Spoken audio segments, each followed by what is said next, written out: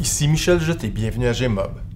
À la fin de 2019, au moment où le coronavirus apparaissait en Chine, et suite à la publication de l'article « Réchauffement du climat, les médias continuent de semer le doute », Gmob tournait une entrevue avec l'un des grands journalistes enquêteurs du Québec, André Noël. Il y a une responsabilité des médias d'alerter beaucoup plus la population, de dire, écoutez, je veux dire, la situation, elle est extrêmement grave.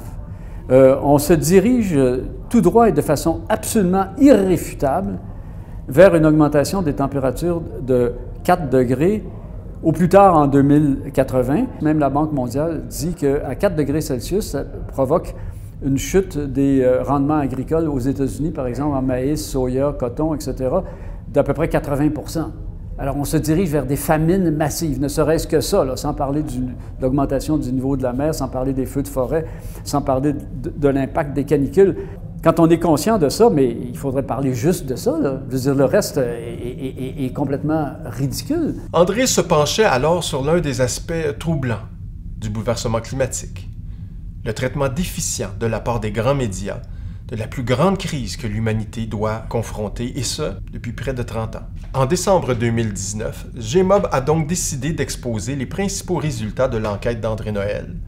Mais l'épidémie de la COVID-19 s'est transformée en pandémie, poussant du même coup la mobilisation climatique mondiale en arrière-plan. Pourtant, il est clair que les effets de cette crise climatique, qui se développe présentement à une vitesse sans précédent, a et aura des impacts qui feront paraître la pandémie comme une crise bénigne. Donc, depuis son apparition, la COVID-19 occupe les grands titres des médias. Mais regardons brièvement les titres qui sont apparus en lien avec la crise climatique en 2020. Titres qui n'ont jamais fait la une d'aucun grand média. Janvier. Le 27 janvier, le Canada annonce son premier cas de COVID-19. Le 30, l'Organisation mondiale de la santé déclare l'état d'urgence de santé publique internationale. Le Québec refuse de se mettre en quarantaine. Pendant ce temps, janvier 2020 se révèle être le mois de janvier le plus chaud jamais enregistré sur la planète, nous annonce Copernicus, qui est un programme européen de surveillance de la Terre. Février, les autorités annoncent que le premier cas de COVID-19 vient d'être recensé au Québec. La pandémie se répand comme une traînée de poudre autour de la planète. Crise climatique. Copernicus nous annonce que nous allons devoir mettre à jour les livres de records climatiques. Février 2020 est le deuxième mois de février le plus chaud jamais enregistré au niveau mondial.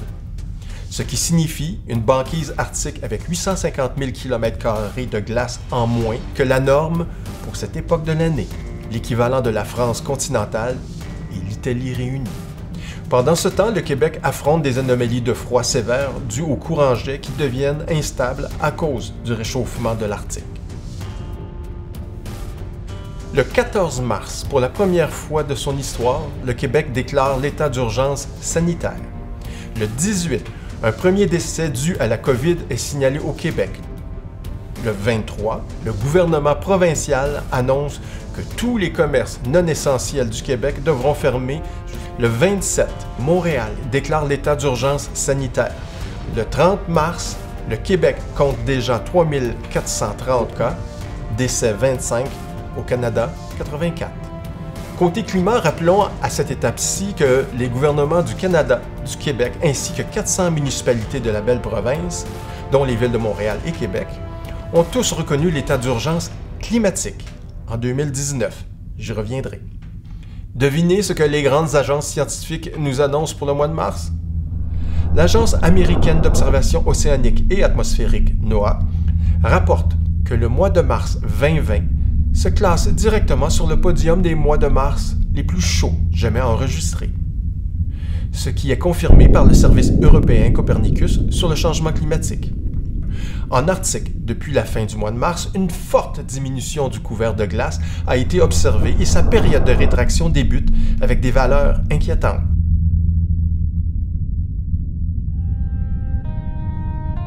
Avril.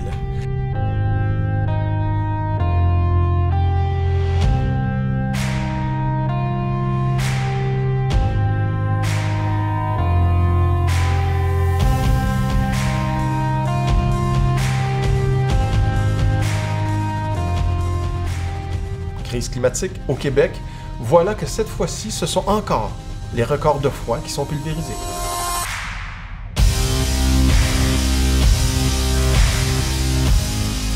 L'Arctique se réchauffe de 2 à 5 fois plus vite que le reste de la planète, affaiblissant les courants jets qui régulent la température mondiale. En ralentissant, ces courants se mettent à onduler fortement, ce qui amène des masses d'air arctiques plus au sud, puis en remontant, ces courants transportent des masses d'air chaud plus au nord. Voilà pourquoi on nomme aussi cela bouleversement climatique.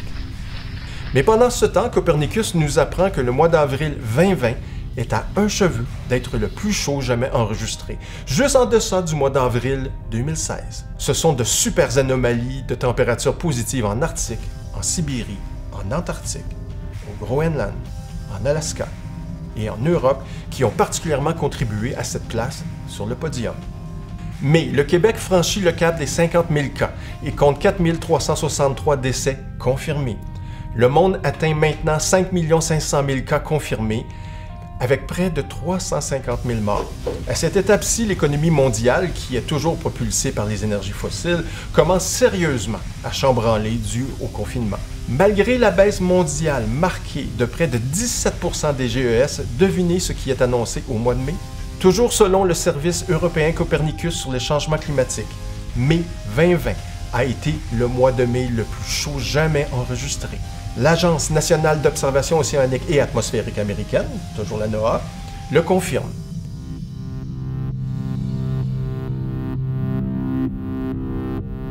À ce rythme, l'objectif fixé par la COP21 de limiter le réchauffement à 2 voire 1,5 degrés Celsius en rapport à l'ère pré-industrielle est pratiquement inatteignable. Nous parlons ici de perte d'habitat massif, autant naturel qu'humain. L'agriculture en est déjà l'une des premières victimes. Il est plus que temps de se rendre compte de l'ampleur de la crise climatique. Que sera un confinement face à des étagères vides et des pénuries alimentaires? Le passage mai à juin sera historique. Le Québec est frappé cette fois-ci par une canicule exceptionnelle. Il s'agit de l'une des canicules les plus hâtives de l'histoire de la province. Continuons donc. Juin 2020. Encouragé par la baisse des cas, le gouvernement déconfine graduellement le Québec. Cette décision va faire réaliser dans peu de temps ce que le mot « crise » signifie réellement. Juin 2020 marque aussi le passage des 500 000 morts recensés autour de la planète. Au même moment, Québec mentionne que la canicule de juin 2020 a engendré une sécheresse record par endroits dans l'extrême sud de la province. Rappelons que les 4 étés qui viennent de passer ont tous été marqués par des sécheresses. Frappé par ces 4 sécheresses consécutives, le Québec subit déjà les chocs climatiques.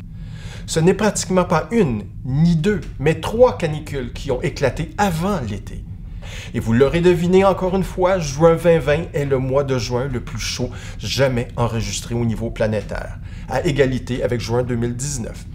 Décidément, les annonces du service européen Copernicus sur le changement climatique semblent redondantes, mais ce sont les mesures prises au nord de la Sibérie qui vont faire paniquer les scientifiques. 38 degrés Celsius en Sibérie, 17 degrés Celsius supérieur au normal de saison, du jamais vu à cette latitude, aussi au nord de la planète. Jamais vu, jamais enregistré. Ce sont des mots qui sont normalement utilisés avec grande parcimonie dans les milieux scientifiques. Alors il est plus que temps de réaliser que nous avons quitté ce qui constituait notre normalité. Juillet a quelque chose d'intéressant, quelque chose qui semble lever en partie le voile sur l'origine de ces crises en marche. Le gouvernement annonce qu'à compter du samedi 18 juillet, les personnes de 12 ans et plus devront porter un masque ou un couvre-visage dans plusieurs espaces publics fermés, notamment les commerces de détail partout au Québec. La province fait état de 59 131 personnes infectées. Le ministère de la Santé note un total de 5 673 décès. Au niveau planétaire, on approche des 17 millions de cas et de 665 600 décès. Mais voilà que commence à apparaître un nouveau phénomène. Les manifs anti-masques commencent à montrer le bout du nez. Leur argument? Un appel à la liberté. Oui, il y a un virus. Oui, il y a des morts et des personnes malades. Mais les chiffres démontrent que ce n'est pas plus grave qu'une grippe. COVID-19, préparation pour l'État policier. Non à la dictature. Nos droits en danger. Ceci rappelle étrangement les théories du complot en lien avec le réchauffement climatique. Ces théories anti-science nous disaient que le consensus scientifique du GIEC est un mensonge ou une illusion, que les climatologues cacheraient leurs vraies données et agiraient au nom de leur intérêt financier, en alarmant inutilement et de manière injustifiée le public. Tout militant, tout citoyen qui s'est frotté au climato-scepticisme va se rendre compte que les mêmes dérives sociales se perpétuent. Ceci nous amène à l'importance cruciale des médias. En 2004, Stephen Ramstorff, professeur de physique des océans du Potsdam Institute for Climate Impact Research en Allemagne, a expliqué comment les médias ont donné l'impression trompeuse que le changement climatique reste l'objet de controverses au sein de la communauté scientifique. Attribuant cette impression aux efforts de relations publiques des climato-sceptiques. Appuyée par l'industrie pétrolière, cette dangereuse désinformation a contribué à faire perdre un temps précieux à la mise en place de mesures urgentes pour contrer les bouleversements climatiques afin d'endiguer les risques existentiels dont ils menacent l'ensemble du vivant.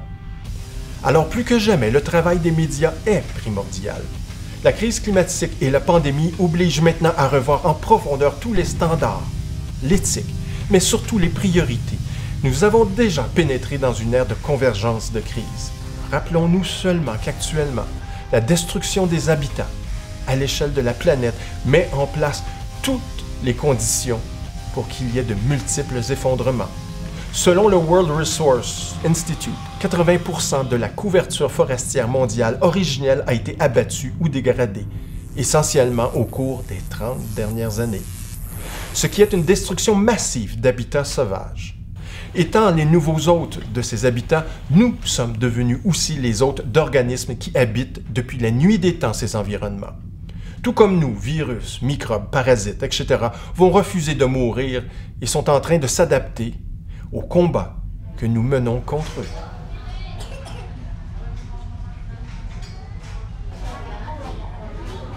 Mais cette destruction environnementale atteint un tout autre niveau avec nos émissions de gaz à effet de serre, qui engendrent non seulement la crise climatique, mais aussi l'accélération exponentielle de la destruction déjà entamée de tous ces habitats naturels, mettant en place toutes les conditions pour de nouvelles pandémies, de méga incendies, des méga sécheresses et des troubles sociaux sans précédent.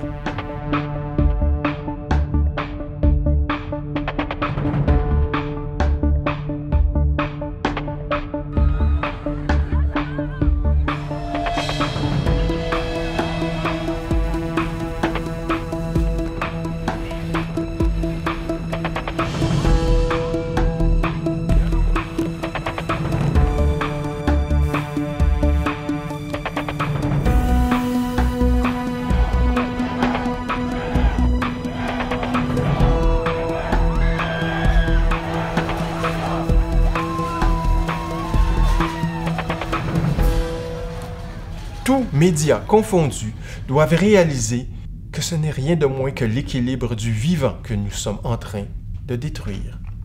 Équilibre dont notre propre existence dépend. Alors, avant de laisser place à la première partie de l'étonnante enquête d'André Noël, permettez-moi de conclure brièvement cet exposé. Août 2020, la pandémie au Québec. 62 492 cas, 5 760 morts. Au niveau planétaire, 25 405 566 cas, 849 303 morts. L'autre épidémie, les théories conspirationnistes et négationnistes anti-sciences, se répandent en Amérique et à travers l'Europe. Août a été le deuxième mois d'août le plus chaud sur Terre depuis le début des données. Septembre nous apprend que la destruction des habitats à travers le monde se poursuit sous la forme d'incendies massifs qui détruisent non seulement des forêts, mais des segments de continents.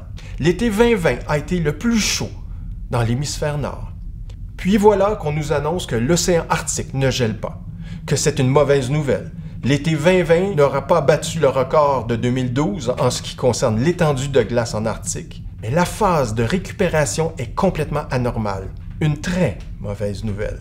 Nos émissions de gaz à effet de serre sont en train de fermer le climatiseur de la planète. Nous déclenchons présentement des boucles de rétroaction positive, des effets d'emballement qui ont pour conséquence d'amplifier les températures mondiales. Et voilà deux nouvelles qui auraient dû faire la une de tous les journaux.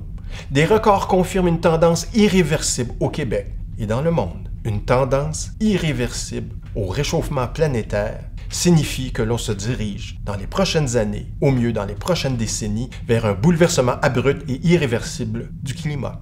Nous sommes en état d'urgence climatique.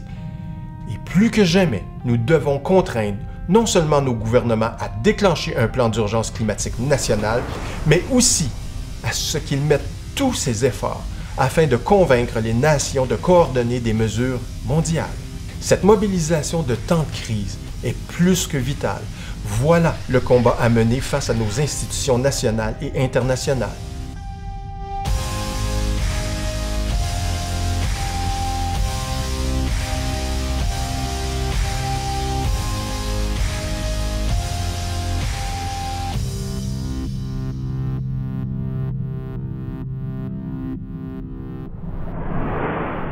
Alors, suite à la reconnaissance de cet état d'urgence climatique de nos gouvernements, posons-nous la question, avons-nous la maturité politique, médiatique et sociale pour affronter l'inconnu tel qu'il se présente à nous? Ou avons-nous sombré dans des comportements immatures, infantiles, puérils, qui nous amènent à s'accrocher à ce qui n'est plus? Le mot « crise » signifie que nous avons quitté l'ordre normal des choses. Et à moins d'être un dangereux idéologue, personne ne peut affirmer qu'il y aura un retour à l'ancien monde, à cette normalité, qui nous a justement entraînés au cœur de ces crises sans précédent. Plus que jamais, le travail d'information des médias ne pourrait être aussi crucial.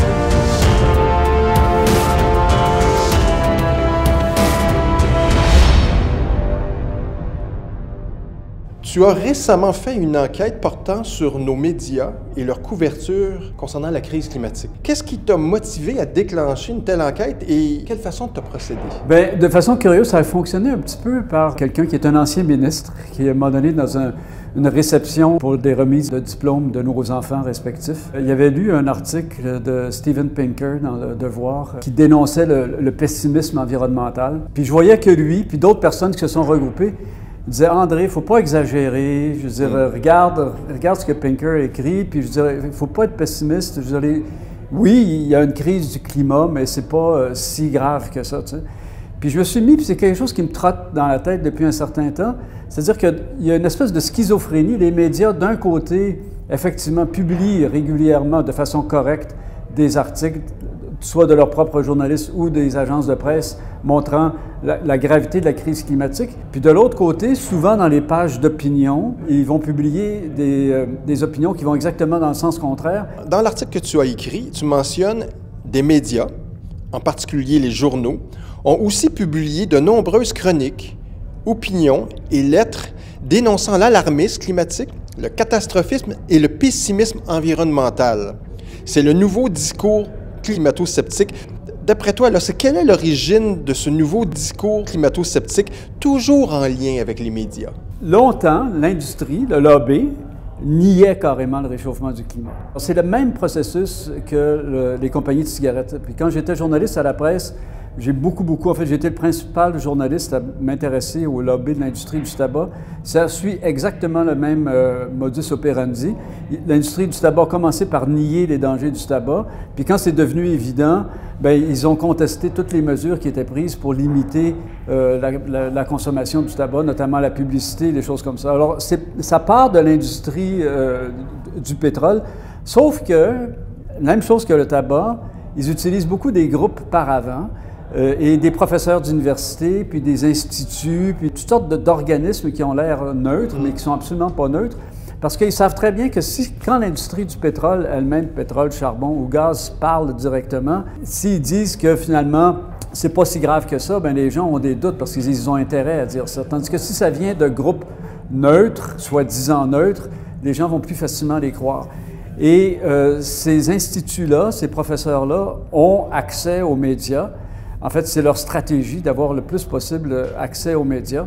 Puis effectivement, les médias, malheureusement, reprennent ce discours qui est finalement négationniste. Tu écris, mais prétendre que le réchauffement climatique n'est pas catastrophique n'est pas une opinion. Il est catastrophique. Oui. Il est étonnant de voir de grands médias, dont un des principes fondamentaux devrait être la vérification de leurs sources, si peu parler, sinon carrément négliger les grands rapports scientifiques qui, par la catastrophe qu'ils annoncent, devraient être traités pratiquement quotidiennement comme si nous étions en état de guerre. Qu'est-ce que tu penses de ça? Effectivement, ce qui est intéressant, c'est qu'il y a tout un mouvement au sein du milieu journalistique, mais mondial, si je peux dire. Alors, aux États-Unis, le Columbia Journalism Review, qui est la principale revue sur le journalisme, s'est associé avec un journal qui s'appelle The Nation pour lancer un nouveau programme, puis une nouvelle façon de voir les choses, c'est-à-dire que eux demandent que les médias accordent la priorité absolue à la question de la crise climatique et ne présentent pas les climato-sceptiques comme une autre version. Ce n'est pas deux points de vue. Par exemple, je donne l'exemple avec la laïcité. On peut avoir une opinion pour ou contre la loi 21. Je veux dire, c'est normal que les médias rapportent ce genre de débat-là parce qu'il n'y a pas de vérité absolue ici. J'ai ma propre opinion, mais je veux dire, d'autres personnes ont des opinions contraires. Dans le cas du réchauffement climatique, ce n'est pas une opinion de dire que c'est catastrophique. Je veux dire, il y a des milliers et des milliers d'études qui montrent que c'est catastrophique, non seulement au niveau des prédictions, mais au niveau des observations déjà. On le voit que c'est catastrophique avec ce qui se passe en Californie, ou si on voit les ouragans, je veux dire, on voit les sécheresses, si on voit les canicules, c'est la catastrophe totale. Alors, ce n'est pas une opinion de dire que c'est catastrophique et de prétendre qu'il faut présenter les deux points de vue. C'est-à-dire, il y en a des gens qui disent que c'est catastrophique, d'autres qui disent qu'il ne faut pas s'en faire. C'est faux, là. On est piégé dans ce genre de raisonnement-là. Et donc, c'est un fait. Le réchauffement est un fait aussi irréfutable que la Terre est ronde. Et puis, est-ce qu'on va donner des pages de médias ou est-ce qu'on va offrir le micro à des gens qui disent que la Terre est plate? Je veux dire, à un moment donné, ça fait juste semer la confusion et entretenir le doute. Il faut savoir aussi que la majorité des gens n'ont pas le goût d'entendre ça, n'ont pas le goût d'entendre tout. On n'a pas le goût de savoir qu'on se dirige vers un cul-de-sac puis que la situation est catastrophique. Ça fait que psychologiquement, spontanément, on n'a pas trop le goût d'y penser. Alors, quand je me mets à la place d'un lecteur qui n'est pas trop au courant ou d'un auditeur qui n'est pas trop au courant, quand il voit des opinions disant qu'il ne faut pas trop s'en faire, ça le conforte dans son inertie et dans finalement le désir de rien faire par rapport à ça, puis de rien changer aux habitudes de vie qui sont absolument destructrices du climat. Tu mentionnes, Le Devoir a aussi consacré un long texte faisant l'éloge du psychologue américain Steven Pinker, rédigé par un professeur de philosophie sous le titre « Refuser le pessimisme environnemental ». Oui. Ça fait suite à ce que tu dis. Et tu indiques, le Cato Institute, un think tank financé par les frères Koch, puissant magnat du pétrole, a ouvert grandes ses portes à M. Pinker, brillant apologiste du statu quo. Dans l'équation de la couverture médiatique face à la crise climatique, on n'a pas le choix de tenir compte du poids de ces lobbies, là. Je veux dire, ils sont importants, là. Oui, mais on peut en parler pour les dénoncer. Pas en parler comme s'ils disaient quelque chose d'intéressant. Le Cato Institute, en fait, au départ, ça portait même le nom des frères Koch. Bon, il y a un des deux frères Koch qui est mort cette année, là, mais ils étaient deux. Et puis, ils ont consacré des dizaines, sinon, en fait, plus de 100 millions de dollars à la négation de la crise climatique. Et ils ont énormément d'instituts qu'ils ont financés, notamment aussi le Heritage Foundation, en tout cas, toute une trolley d'instituts. Et ça fait partie de la stratégie de communication de l'industrie du pétrole que de financer ce genre d'institut-là pour finalement nier la gravité du réchauffement climatique. Alors, le Cato Institute est probablement l'institut le plus clair à ce niveau-là, mais il y en a beaucoup d'autres. Et de savoir justement, par exemple, que le Cato Institute reçoit Steven Pinker, qui est quelqu'un qui est assez célèbre. Hein? C'est quelqu'un qui est né à Montréal, un psychologue très reconnu, qui est à Harvard, et qui développe toute cette idéologie-là, comme quoi il faut être optimiste, comme quoi finalement on va s'en sortir parce que l'humanité a toujours réussi à se sortir de toutes les crises. On va trouver des façons de se sortir de cette grave crise-là et en fait, on met tout l'accent sur les nouvelles technologies. On va avoir des technologies pour capter le CO2 puis l'enfouir dans le sol. je veux dire, des technologies qui pour l'instant n'existent pas, mais cette idéologie-là est tellement puissante qu'elle a même influencé le GIEC. Parce que quand on regarde le rapport du GIEC, ils disent qu'il faut couper de 45 des émissions de GES en 2030 et arriver à net zéro en 2050. Qu'est-ce que ça veut dire, net zéro? Le GIEC dit, bien, ça veut dire qu'en 2050, on va avoir les technologies pour capter le CO2. Mais ils notent eux-mêmes que pour l'instant, ces technologies-là n'existent pas. Mais la croyance qu'on va avoir cette technologie-là, je veux dire, c'est de la pure foutaise. Là. Je veux dire, éventuellement, oui, on peut peut-être en capter un peu, mais je veux dire, de capter tous ces milliards et ces dizaines de milliards de tonnes de CO2 pour les mettre dans le sol, je veux dire, c'est faramineux comme projet. On n'y arrivera pas.